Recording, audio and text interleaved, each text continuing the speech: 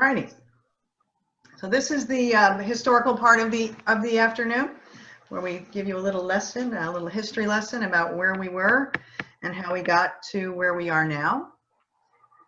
And it started a very long time ago, back in the founding of our republic. And I think this is a good time to talk about elections, since we're talking about elections right now, and this is where it all started. So all of these things were important back in those days: equity, race, gender, class, immigration status, and ethnicity. Some were more important than others. For a long time, as you probably know, women weren't in the mix. Abigail Adams, in her wisdom, talked to her husband about this.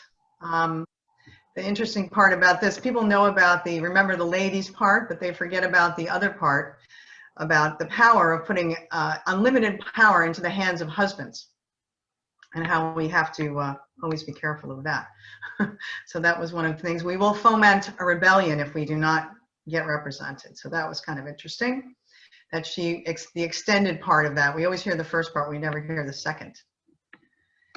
And these are the two abolitionist Grimke sisters who you might have talked about. They were also very interested. They grew up on a plantation, and even though they grew up that way, they didn't like slavery, they hated slavery. So they eventually moved north and joined the abolitionist movement of the North to free slaves. And this was Elizabeth Cady Stanton's she just changed one word in our inalienable rights, that all men and women are created equal. And that was the biggest deal of the day back in Seneca Falls in 1848. And then, oops, sorry about that. It's going to happen on my Zoom. And then that was the struggle that began back in 1848. And it took a long time, obviously, for that to become real. We had the Civil War that was interrupted when the Congress said, no, ladies, you got to wait. We have a civil war to fight. How can you think about something like that? We have to go fight. And that was ironic, since a lot of the women who were fighting for women's rights were abolitionists in the first place, which is why they said, wait a minute, here we are fighting for slaves' rights, and we don't even have these rights ourselves. So in 1869, Connecticut Suffrage Association became the first organization to fight for suffrage in Connecticut. And the women's movement by 1910 was a lot stronger across the country, with most states, especially in the West, where things had been, they actually got the vote earlier than many of the states on some of the early Western states, because they were ahead of the game and they were not bound by the rules of the Northeast. So this is another slide, Amendment 14. And this was the one after the Civil War, when they finally got, slaves were given the right to vote, the 15th Amendment, which had all these caveats about, you had to not be accused of a crime. So there were a lot of things in the 13th Amendment that weren't covered until the Voting Rights Act of the 60s. And so this was, you probably heard about Susan B. Anthony and Sojourner Truth got arrested for voting when they weren't allowed to. They voted, and they were basically not thrown in jail, but certainly not, it wasn't something good. I think they paid the fines. Somebody might have paid the fines for them. And this was introduced by Susan B. Anthony, that basically took sex out of the mix, so gender would not be in the mix, but of course it did not go very far for a long time. And there weren't just white women in the mix fighting for women's suffrage. Even though they weren't technically allowed in the white women's part of the movement, they had their own. Colored women, black women formed their own organizations, Latino women formed their own organizations, Asian American women, all Native American women, they all helped get us the vote, but they were not necessarily included and enthusiastic by the white women who were in part of the organization. So that was one of the things that we need to remember, that there were a lot more women fighting for women's rights than just white women. So that's important. They had their own organizations, and they helped us in every way they could without being included. So that's a pretty impressive feat. Ida B. Wells, you probably heard about her. She was told to go to the back to march with her state, and she refused to go in the back, and she walked down the demonstration in Washington next to her, Illinois. And this, like I mentioned, all of these women who were not included in the initial thing. And then Connecticut we had our own people. Mary Townsend Seymour was a Hartford, Connecticut resident who fought for women's rights, and she and her husband were the founders of the NAACP chapter in Hartford initially. So she was upset with the white women who refused to include women of color, and rightfully so. But she still helped and did a lot of things. And there were suffragettes who got thrown in jail from Connecticut and Norwalk. As a matter of fact, we always hear about Alice Ball and Lucy Burns, but there were Connecticut suffragettes who were also thrown in that prison. And in fact, when they came out of prison, they came back on the prison brigade. They called them the prison brigade women. And when they came back home on a train, they were celebrated. And this is a cartoon because Connecticut, a lot of people are not aware, Connecticut was one of the last states to ratify the 19th Amendment. In fact, you probably heard about this guy whose mother told him to vote, Harry Byrne, from Tennessee. He was a young man, and he basically was the one who made the difference so that the 19th Amendment could be ratified. And this was kind of what happened when we finally got the 19th Amendment back in August of 1920. All of the states, finally Connecticut, because we had a Republican governor who was not into women's rights, and so we were one of the last states, even though now we think of ourselves as progressive states, back in those days, we weren't nearly as progressive as we'd like to think. And so that was kind of the organizations that were formed to help get the vote. Because of all these women who are already organized, Carrie Chapman Catt decided to create the League of Women Voters from all these bodies so that we had a national voice. And one of our main caveats and main drivers of everything we do, even to this day, is the fact that we are nonpartisan. We don't support candidates. We try to educate voters about the issues. And that's really what our strength is. We study the issues from both sides, every possible side that we can, and to put forth the facts so that the voters can make the decision about who they want to vote for and who is speaking for them.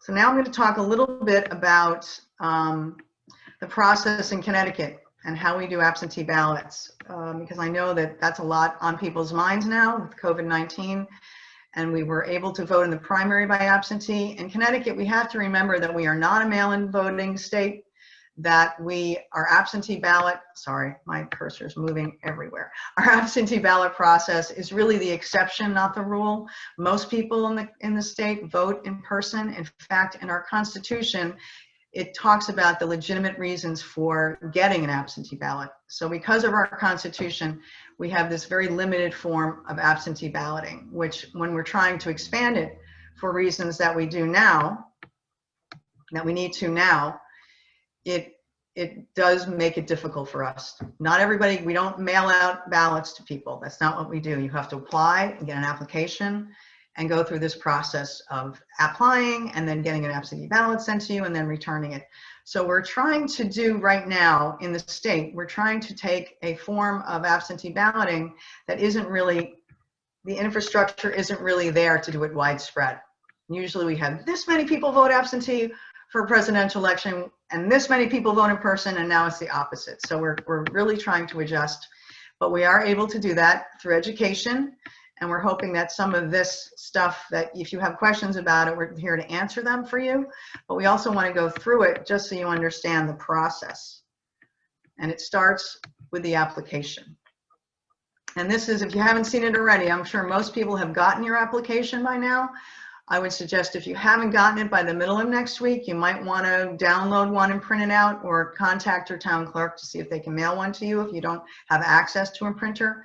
But if you haven't received it by now, I would start to be concerned, because the Secretary of State's office did send them out to every registered voter.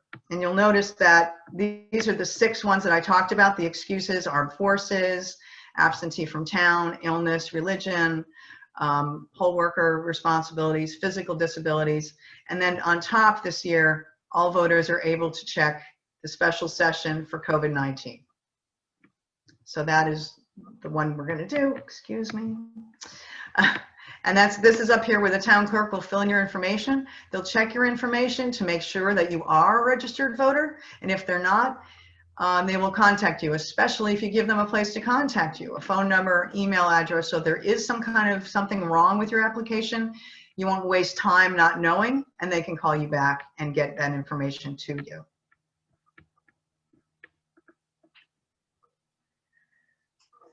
So, as I mentioned, make sure you include a phone number, and once it's signed and dated, it has to be signed and dated, the application. You can drop it in the drop boxes as well as return it to a post office. But the drop boxes have been around for the primary, and people find them very helpful, and they will save a lot of time as far as the mailing goes.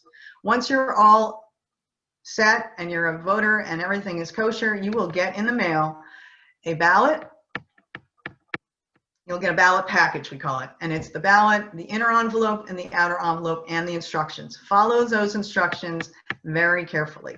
So on the ballot, just like you would at a polling station, it's the same thing. You have to fill in the ovals completely so it can be counted, and no other marks on the thing, just fill in the ovals. Don't fill around the ovals or make check marks near things, just make the ovals filled in correctly with a dark pen. And then you'll take that.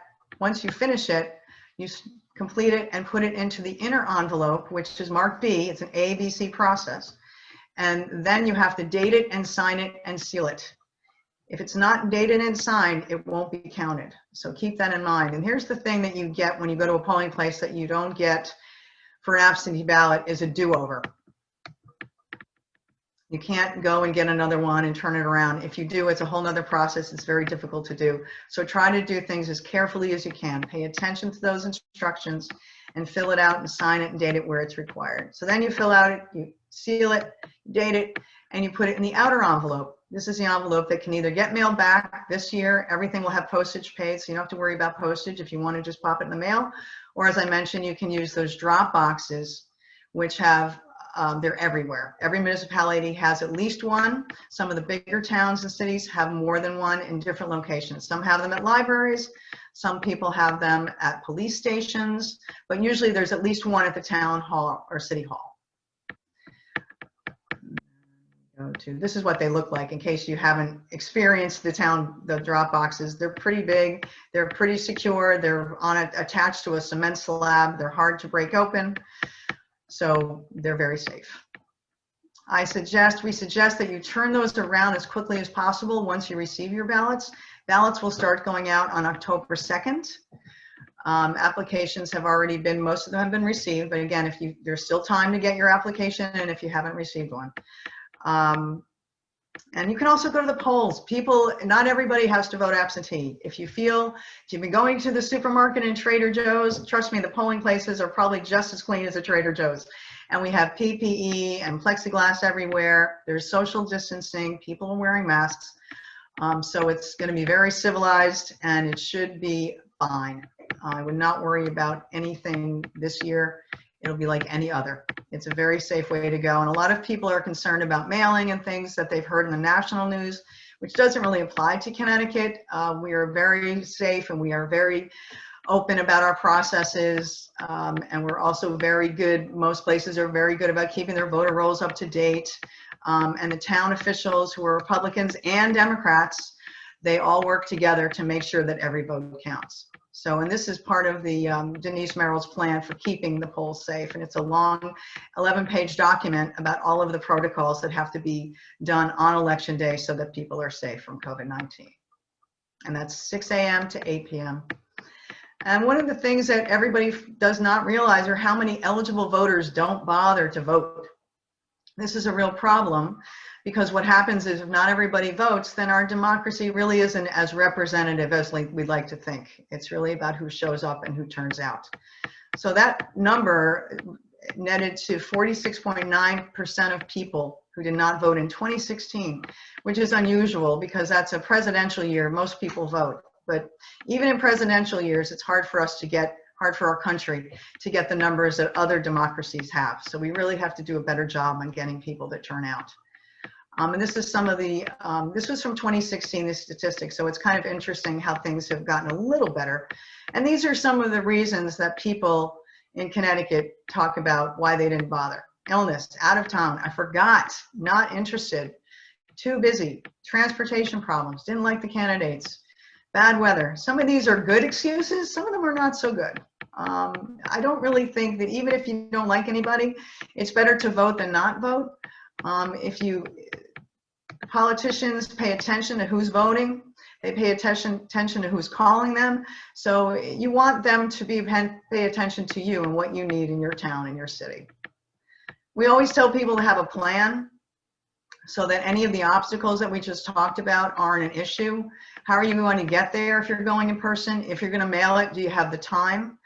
Find out, you can go to Vote 411 to find out more about the candidates. We should have that information up by the end of the week if it's not already there, about the candidates in your area. You put in your zip code and they will tell you who your candidates are, which is kind of a neat thing. But there's a lot of places that you can get information now, especially the internet. I would warn anyone that if you find a source on the internet and it sounds questionable, check it out, trail it back, make sure it's a legitimate place, .org. Some of the .coms can be troubling. There's a lot of misinformation on Facebook, Twitter. So it's pretty difficult now, but we have to be much better consumers at looking at the information that we're looking at to make sure that it comes from a trusted source. This is some of my wish lists as to what I would like to see. Automatic registration for citizens. Why not? How difficult can that be? We could certainly, in Connecticut, we don't have any early voting. We could use a few days of early voting, not necessarily weeks, but certainly a few days. We should have no excuse absentee ballot. Why do you have to have an excuse to have an absentee ballot? You should not have to have an excuse. Perhaps in Connecticut we'll get to mail-in voting. I don't know. That takes a lot more infrastructure than we have now, and that would be a whole nother conversation. But to do any of these things that we're talking about in Connecticut, we would have to take on our ballot, we'd all have to vote to open our Constitution, and that would be a larger project. So that's a fight for another day, as they say. People believe that if they vote and their vote counts, they feel more connected to their towns and cities. They feel more connected to the local issues that are involved in their towns and cities. And it's a sense of pride for a lot of people. Some of my best moments as a poll worker is when someone comes up and they're a new citizen and they want to show me their citizen papers because they're so proud to be a citizen of this country and they're so proud for that right to vote, which for many of them in their countries was not true. They didn't have that right. So I think we need to, as people, we need to stop taking it for granted and realize the kind of power that is in that vote. It really is your voice. But things are getting better. That 2016 number of 46.9 was kind of grim, but the midterms in 2018 had the highest turnout in over 40 years. So that's an important thing to remember. And it was much more attended. People who showed up were much more people of color and much younger people, which isn't always the case. So this is an interesting slide. This is from Pew. This is who's going to show up in 2020. Look at millennials, Generation Z, Generation X, right? I'm a boomer. And things are changing. So boomers and the silent generation, they are the ones, I'm sorry, I'm gonna go back to that slide.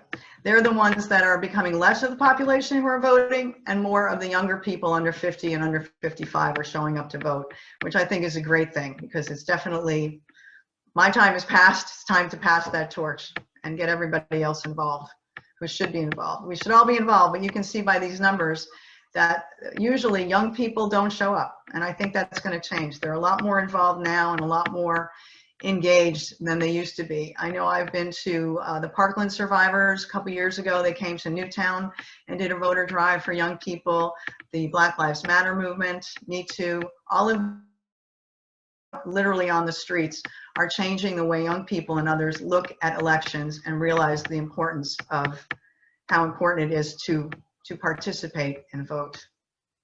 And that's really what it's all about. If we don't vote, we don't count.